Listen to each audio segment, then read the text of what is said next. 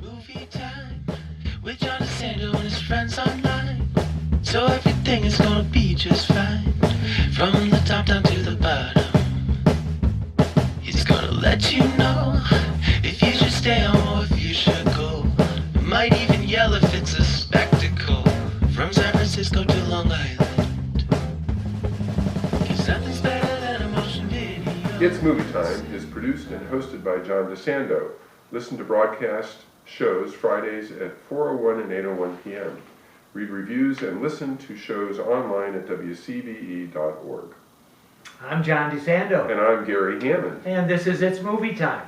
Look, you get one fabulous Frankenstein, Guillermo del Toro, and that is listed in the top, in the 10 nominated movies. So what else can you do? Well, you could look at the other side, the female perspective. Oh, the Distaff side. Yeah. Okay, so what do we got? We got The Bride. Exclamation point. I think there's 2 exclamation points. No, there's one. I know. I've just added one.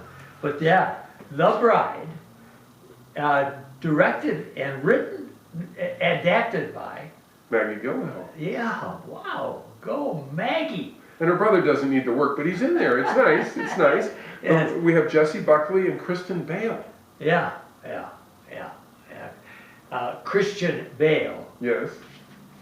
is the monster to compete with Jacob Elordi from Del Toro's Frankenstein, and who also is in Wuthering Heights as Heathcliff.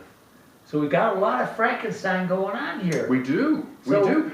And we have had a history of Frankenstein. We have The Bride of Frankenstein, 1935, with Boris Karloff and Elsa Lanchester. And then Boris Karloff was in an earlier Frankenstein movie. Well, I wonder if you could just take in our whole podcast here, right? For our regular could you please, Counselor, hold off on your enthusiasm, which I happen to love. Let's go right to The Bride! Exclamation point. What's up? You know. It was wonderful. Yeah, Elsa Lanchester appears in that one you talked about. Yes. But the last 5 minutes or something like that in that early. What was the lightning bolt hair that, Yeah. I mean, that, is melted into my memory. But my feeling is that Jessie Buckley is the bride here. Oh, she is the bride. I mean, And she's she the was whole wonderful. movie. She is the whole movie. Yeah.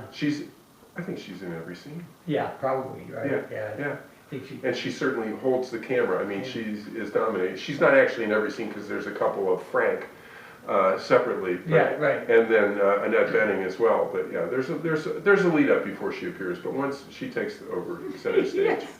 Yeah, this is so rich. And first of all, I want to say Christian Bale is not known to be the friendliest actor in the world. In fact, you're not supposed to even look at him, I think, when he gets out of his helicopter. However, the man can act. He can act, and he was looking for a friend, John. You walked right into my ploy here. He wants a friend. Christian Bale or? Yeah. Well, Frank wants a friend, and he goes to Annette Bening because he knows she knows how to do this. Dr. Euphonious. Is Annette Bening just not a treat as the mad scientist? She's wonderful in She this. is wonderful. Immediately recognizable, and then Penelope Cruz is the lady detective who is underappreciated. And you go back, and the doctor, Annette Bening, she's also underappreciated. Yeah. And Jessie is underappreciated. Yeah, geez, Yeah. is that really in our There's culture? a common theme. Yeah, there's a common theme here, but things are going to change, John. That is so true, and it's tough to beat up on Christian Bale because he takes no prisoners as an actor, and she does. Jessie Buckley just dominates this movie. She does, but he is absolutely wonderful in this movie. He is, as he always is, wonderful in this movie, and he's not hogging the screen every minute of the day. He realizes that Jessie Buckley is the lead. Yes. Yeah. I think that's a good comment. I don't feel him overpowering when we know that he can go over the top at any time. Yeah. And he doesn't here. In fact, I like his monster better than I like the monster from Del Toro's. I do too. Yeah. Yeah. I mean, much more personable, Yes. or actually much more of a person. Yes, more of a person, more vulnerable. Yeah. Well, no, that, I wouldn't say that, but in any event, they're both looking for love, John. Well, and there's your point, vulnerable. I think you're accurate. He is vulnerable because, unlike us, he needs companionship. You have great companionship. I've had enough.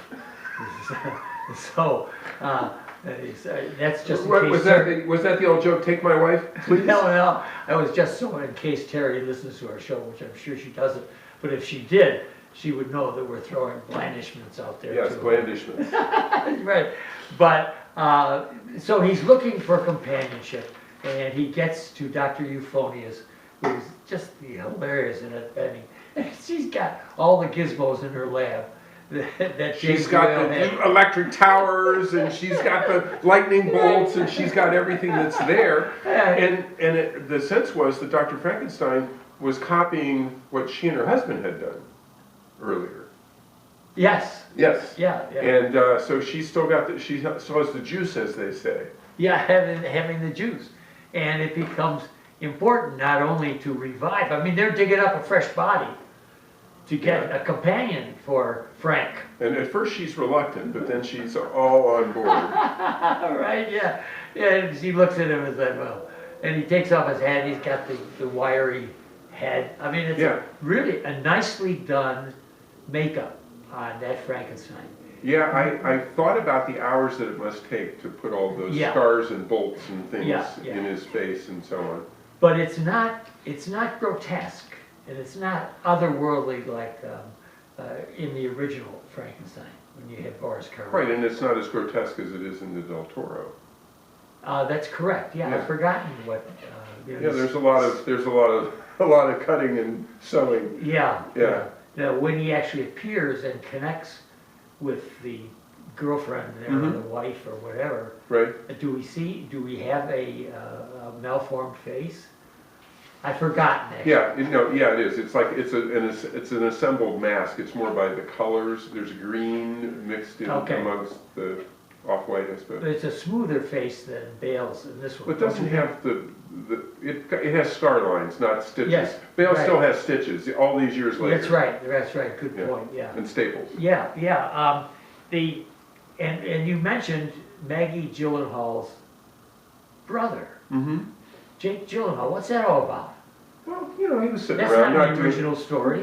No, it's not. And the thing is, the Del Toro is faithful to the Mary Shelley book. Yes, he is. Entirely faithful. There's a little artistic liberties that are taken, but it really is faithful to the storyline. Whereas this is just off the charts, and it's not. And it's not a nod to the Bride of Frankenstein from 1935 or whatever year it was. Right. It is totally original, and she goes over the top, and she took me with her. Meaning Jessie. Jessie, yes. The bride is, and she's known as the bride in the movie, and she is over the top, and she takes me right with her, and I loved everything that she did there, every single thing. And the scar that she has is so memorable. It's like a ink blot on her face. Half of her face is that very distinctive, I thought. Uncomfortable for me because she's such a beautiful woman, Jessie. But yet it seemed to fit. I seem to accept it. Well, you totally accept it, and then later on it becomes a very popular fashion statement. Yes. Well, actually a political statement. It was not a fashion statement, it was a political statement. Yeah. How about that feminist side? What do you think? I think that later on in the movie, well, actually with her, when she said to the cop, when the cop stopped her, she said, "I'd rather not." And then... Favorite Herman Melville stories, Bartleby the Scrivener. Yeah. Beautiful for anybody who's ever felt lost in a job. Yeah. Doesn't want to do this job. Right. But says to the boss, I prefer not to. I prefer not to. So I guess it was... I think they exclaim, we have a literate bride here. Yeah, we have a literate bride here. The thing is that it becomes a feminist movement that she inspires. Yes. And the women in the community celebrate her and mimic her and imitate her not in the extremes of her violence, but they're pretty aggressive about that. And she starts a feminist movement, and Penelope Cruz joins in this. Who's darling. Oh, she's wonderful, and she is an underappreciated female detective. Her detective, Peter Skarsgård, Yes. her boss, so to speak, calls her his secretary. Right. I think with tongue in cheek. Yeah. To do that. Because she's actually the brains. Yes. She is and Skarsgård, I thought, was very good in this. He was very good. He plays a kind of shabby detective. He's very low key, a little bit Columbo-ish. Yeah. And he does take her advice, Yeah. but he is still the chief here. He's the one who seduces the sheriff. Well, she's the brains. Right. I love that. I just love that duo. You know, there's a way of tracking this phenomenal couple, this bizarre couple, who are Frankie and The bride. And the bride. Her name is really Ida. Yeah, but they call her the bride. Right, and she prefers the bride. Well, and she takes on that persona because she was Ida, and then she is brought back to life, and she receives some liquid spills on her face and makes the mark on her. It's a birthmark, John, actually. Yeah. It's a birthmark that is given because she's brought back to life. She gets this in the process, and now the women are copying this birthmark, and she is. It reminded me, the thing that I thought of as this was happening was, I'm mad as hell and I'm not going to take it anymore from Network. From Network, yeah. Yeah, and that's what these women were saying. We're mad as hell, we're not going to take it anymore. And that affected Annette Bening at the end and Penelope Cruz at the end with the decisions that they made and the actions that they took.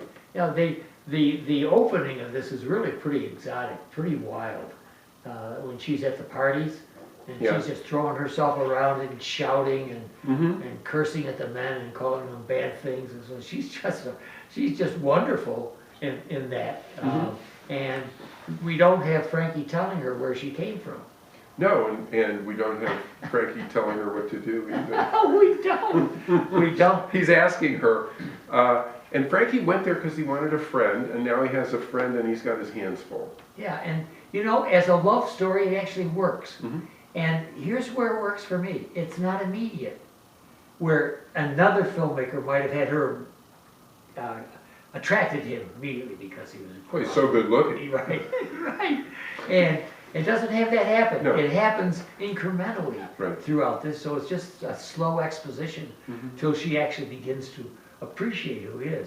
After he eliminates two of the thugs that have been following them. Right. That really gets her attention. Well, she said to the cop, I'd prefer not to, or rather not. And then Frank helps her out with getting out of it. All right. Boy, we have more to say. And I want to say something more about Jessie Buckley. And you perhaps could finish your long treatise on previous brides. But anyway, at this point, Gary Hammond, what do you recommend about the newest adaptation called The Bride! Exclamation point? Well, I will tell you that I saw the Del Toro movie after we saw The Bride because I was interested in seeing it, and they're not in any way the same or reminiscent of each other. They're competing films on the theme arising from the Mary Shelley story, the wonderful Mary Shelley story, and I think that The Bride is wonderful. I think it's every bit as good in a totally different way than the Del Toro is, and it's. Who would have thought? It's so exciting. It's so alive. It's so alive. With John DeSando and his friends online, so everything is gonna be just fine. From the top down to the bottom, he's gonna let you know if you should stay home or if you should go. Might even yell if